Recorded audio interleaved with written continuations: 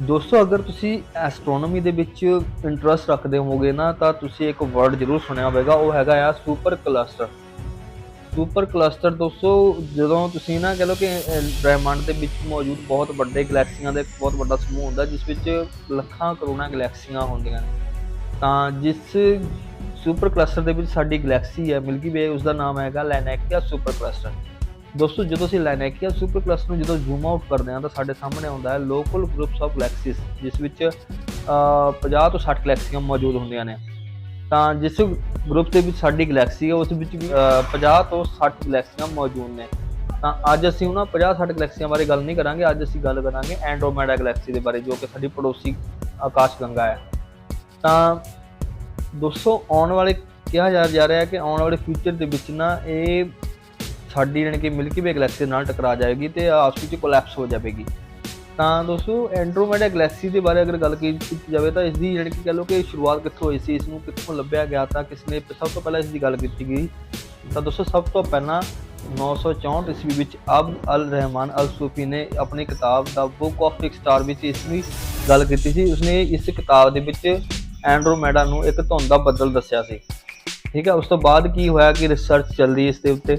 ਤਾਂ ਉਸ ਤੋਂ ਬਾਅਦ ਕਿਹਾ ਗਿਆ ਕਿ ਇਹ ਇੱਕ ਸਟਾਰ ਕਲਸਟਰ ਹੈ। ਕੋਈ ਇਸ ਨੂੰ ਮਤਲਬ ਕਿ ਕੋਈ ਇਸ ਨੂੰ ਕੁਛ ਕਹਿ ਰਿਹਾ ਸੀਗਾ ਕਿ ਇਸ ਨੂੰ ਜਾਣੀ ਕਿ ਕਹਿ ਲਓ ਕਿ ਮਿਲਕੀ ਵੇ ਦੇ ਅੰਡਰ ਹੀ ਜਾਣੀ ਕਿ ਇਸ ਨੂੰ ਕਹਿ ਰਹੇ ਸੀ ਕਿ ਮਿਲਕੀ ਵੇ ਦੇ ਅੰਡਰ ਹੀ ਮੌਜੂਦ ਹੈ। ਇਸ ਦੀ ਦੂਰੀ ਧਰਤੀ ਤੋਂ ਕੁਛ 20-22 ਹਜ਼ਾਰ ਲਾਈਟ ਈਅਰ ਕੁਛ ਦੱਸੀ ਸੀਗੀ, ਪਰ ਇੱਦਾਂ ਕੁਛ ਨਹੀਂ ਸੀਗਾ। ਪਰ ਜਦੋਂ ਜਿੱਦਾਂ ਟਾਈਮ ਮਤਲਬ ਕਿ ਅੱਗੇ ਵੱਧਦਾ ਗਿਆ ਤਾਂ ਐਡਵਿਨ ਹਬਲ ਨੇ ਇਹ ਕਲੀਅਰ ਕੀਤਾ ਸੀਗਾ ਕਿ ਇਹ ਕੋਈ ਨਾ ਤਾਂ ਕੋਈ ਸਟਾਰ ਕਲਸਟਰ ਹੈ, ਨਾ ਹੀ ਕੋਈ ਧੁੰਦ ਦਾ ਬੱਦਲ ਹੈ, ਇਹ ਇੱਕ ਅਲੱਗ ਹੀ ਇੱਕ ਗਲੈਕਸੀ ਹੈ ਆਪਣੇ ਵਿੱਚ ਹੀ। ਤਾਂ ਉਸ ਤੋਂ ਬਾਅਦ ਹੀ ਜਾਣੀ ਕਿ ਕਹ ਲਓ ਕਿ ਐਸਟਰੋਨੋਮੀ ਦੇ ਵਿੱਚ ਥੋੜ੍ਹਾ ਜਿਹਾ ਮਤਲਬ ਹੈ ਕਿ ਲੋਕਾਂ ਦੀ ਸੋਚ ਜਾਣੀ ਕਿ ਬਦਲਣੀ ਸ਼ੁਰੂ ਹੋ ਗਈ ਕਿ ਸਾਡੀ ਮਿਲਕੀ ਵੇ ਗਲੈਕਸੀ ਤੋਂ ਬਾਅਦ ਵੀ ਗਲੈਕਸੀਆਂ ਮੌਜੂਦ ਨੇ। ਠੀਕ ਹੈ, ਫਿਰ ਉਸ ਤੋਂ ਬਾਅਦ ਇਸ 'ਤੇ ਰਿਸਰਚ ਸ਼ੁਰੂ ਹੋ ਗਈ ਅਤੇ ਉਹਨਾਂ ਨੇ ਰਿਸਰਚ ਦੇ ਵਿੱਚ ਪਾਇਆ ਗਿਆ ਕਿ ਇਸ ਦਾ ਸਾਈਜ਼ ਕਿੰਨਾ ਹੈ। ਤਾਂ ਇਸ ਦਾ ਸਾਈਜ਼ ਹੈਗਾ ਆ 2 ਲੱਖ ਲਾਈਟ ਈਅਰ ਮਿਲਕੀ ਵਿੱਚ ਫੈਲੀ ਹੋਈ ਹੈ ਇਹ ਗਲੈਕਸੀ ਪੂਰੀ ਐਂਡਰੋਮੇਡਾ, ਜਿਹੜੀ ਕਿ ਸਾਡੀ ਮਿਲਕੀ ਵੇ ਗਲੈਕਸੀ 1 ਲੱਖ ਲਾਈਟ ਈਅਰ ਦੇ ਵਿੱਚ ਹੀ ਫੈਲੀ ਹੋਈ ਹੈ। ਤਾਂ ਇਸ ਵਿੱਚ ਅਗਰ ਤਾਰਿਆਂ ਦੀ ਗੱਲ ਕੀਤੀ ਜਾਵੇ ਤਾਂ ਇਸ ਵਿੱਚ 1 ਟ੍ਰਿਲੀਅਨ ਤੱਕ ਤਾਰੇ ਹੋ ਸਕਦੇ ਨੇ ਅਤੇ ਸਾਡੀ ਮਿਲਕੀ ਵੇ ਗਲੈਕਸੀ ਦੇ ਵਿੱਚ ਕਰੀਬ 250 ਅਰਬ ਤਾਰੇ ਨੇ। ਜਾਣੀ ਕਿ ਕਹ ਲਓ ਕਿ ਸਾਡੀ ਮਿਲਕੀ ਵੇ ਗਲੈਕਸੀ ਇਸ ਦੇ ਮੁਕਾਬਲੇ ਬਹੁਤ ਜ਼ਿਆਦਾ ਛੋਟੀ ਹੈ। ਔਰ ਗੱਲ ਕੀਤੀ ਜਾਵੇ ਜਦੋਂ ਉਹਨਾਂ ਦੇ ਕੋਲੈਪਸ ਹੋਣ ਦੀ ਮਤਲਬ ਕਿ ਕੀ ਇਹਨਾਂ ਦਾ ਟਾਈਮ ਹੋਏਗਾ, ਤਾਂ ਦੱਸਿਆ ਜਾ ਰਿਹਾ ਕਿ ਆਉਣ ਵਾਲੇ 2 ਅਰਬ ਸਾਲ ਦੇ ਵਿੱਚ ਇਹਨਾਂ ਦੋਨਾਂ ਗਲੈਕਸੀਆਂ ਦਾ ਆਪਸ ਵਿੱਚ ਟੱਕਰ ਜਾਣਾ ਜਾਂ ਟਕਰਾਅ ਹੋ ਜਾਣਾ ਜਾਣੀ ਕਿ ਸੰਭਵ ਹੈ, ਪੂਰੀ ਤਰ੍ਹਾਂ ਪੋਸੀਬਲ ਹੈ ਕਿ ਇਹ ਦੋਨੇ ਗਲੈਕਸੀਆਂ ਆਪਸ ਵਿੱਚ ਟਕਰਾ ਕੇ ਮਿਲ ਜਾਣਗੇ। ਉਸ ਤੋਂ ਬਾਅਦ ਕਿਹਾ ਜਾ ਰਿਹਾ ਕਿ ਇਹ ਦੋਨੇ ਗਲੈਕਸੀਆਂ ਆਪਸ ਵਿੱਚ ਮਿਲ ਕੇ ਇੱਕ ਬਹੁਤ ਵੱਡੀ ਗਲੈਕਸੀ ਦਾ ਨਿਰਮਾਣ ਕਰਨਗੇ, ਜਿਸ ਨੂੰ ਅਸੀਂ ਮਿਲਕਟਰੋਮੇਡਾ ਨਾਮ ਦੇ ਸਕਦੇ ਹਾਂ ਅਗਰ ਮਾਨਵ ਜਾਤੀ ਉਸ ਵੇਲੇ ਜੀਂਦੀ ਰਹੀ ਤਾਂ।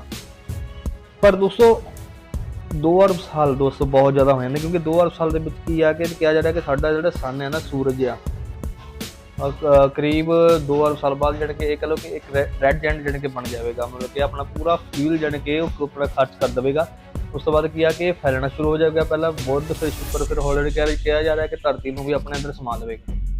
ਪਰ ਇਸ ਨੂੰ ਮਤਲਬ ਕਿਹਾ ਜਾ ਕਿ ਇਸ ਜੋ ਘਟਨਾ ਹੋਏਗੀ ਨਾ, ਇਸ ਨੂੰ ਦੇਖਣ ਦੇ ਲਈ ਮਾਨਵ ਜਾਤੀ ਦਾ ਰਹਿਣਾ ਕਹ ਲਓ ਕਿ ਪੋਸੀਬਲ ਨਹੀਂ ਹੈ, ਕਿਉਂਕਿ ਅਗਰ ਜਦੋਂ ਤੱਕ ਅਸੀਂ ਸਪੇਸ ਵਿੱਚ ਕੋਈ ਆਪਣੀ ਕਹ ਲਓ ਕਿ ਲਾਈਫ ਨਹੀਂ ਲੱਭ ਲੈਂਦੇ ਆਪਣੀ।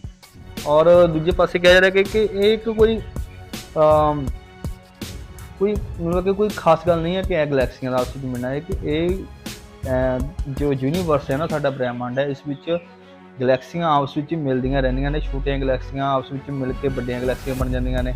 ਠੀਕ ਆ, ਜਿਹੜੇ ਸਟਾਰ ਕਲਸਟਰ ਹੁੰਦੇ ਨੇ ਨਾ, ਛੋਟੇ ਛੋਟੇ ਤਾਰਿਆਂ ਦੇ ਝੁੰਡ ਹੁੰਦੇ ਨੇ, ਉਹ ਪਹਿਲਾਂ ਆਪਸ ਵਿੱਚ ਮਿਲ ਕੇ ਇੱਕ ਗਲੈਕਸੀ ਦਾ ਨਿਰਮਾਣ ਕਰਦੇ ਨੇ, ਛੋਟੀ ਗਲੈਕਸੀ ਦਾ। ਫਿਰ ਉਹ ਛੋਟੀ ਛੋਟੀ ਗਲੈਕਸੀਆਂ ਆਪਸ ਵਿੱਚ ਮਿਲ ਕੇ ਵੱਡੀਆਂ ਗਲੈਕਸੀਆਂ ਬਣ ਜਾਂਦੀਆਂ, ਯਾਨੀ ਕਿ ਇਹ ਕਹ ਲਓ ਕਿ ਇੱਕ ਤਰ੍ਹਾਂ ਦਾ ਇੱਕ ਚੱਕਰ ਹੈ ਇੱਕ ਬ੍ਰਹਿਮੰਡ ਦਾ, ਹੈ ਨਾ। ਤਾਂ ਅੱਜ ਮੈਂ ਇਸ ਵੀਡੀਓ ਵਿੱਚ ਦੋਸਤੋ ਬਸ ਤੁਹਾਡੇ ਨਾਲ ਬਸ ਇੰਨੀ ਯਾਨੀ ਕਿ ਜਾਣਕਾਰੀ ਸ਼ੇਅਰ ਕਰਨੀ ਚਾਹੁੰਦਾ ਸੀਗਾ ਕਿ ਐਂਡਰੋਮੇਡਾ ਗਲੈਕਸੀ ਜਿਹੜੀ ਸਾਡੀ ਆਉਣ ਵਾਲੇ ਫਿਊਚਰ ਦੇ ਵਿੱਚ ਇਹ ਸਾਡੇ ਨਾਲ ਟਕਰਾਉਣ ਜਾ ਰਹੀ ਹੈ। ਅਤੇ ਇਸ ਦੀ ਸ਼ੁਰੂਆਤ ਜਿਹੜੀ ਆ 964 ਈਸਵੀ ਵਿੱਚ ਇਹਦੀ ਜਾਣੀ ਕਿ ਖੋਜ ਸ਼ੁਰੂ ਹੋ ਗਈ ਸੀ, ਪਰ ਆਉਣ ਵਾਲੇ ਫਿਊਚਰ ਦੇ ਵਿੱਚ ਦੇਖੋ ਇਸ ਦੇ ਬਾਰੇ ਕੀ ਹੋਰ ਸਾਨੂੰ ਖੋਜਾਂ ਇਸ ਬਾਰੇ ਮਿਲਦੀਆਂ ਨੇ। ਅਗਲੀ ਵੀਡੀਓ ਵਿੱਚ ਦੋਸਤੋ ਫਿਰ ਮਿਲਾਂਗੇ, ਉਦੋਂ ਤੱਕ ਦੋਸਤੋ ਆਲ ਦੀ ਬੈਸਟ ਐਂਡ ਥੈਂਕ ਯੂ।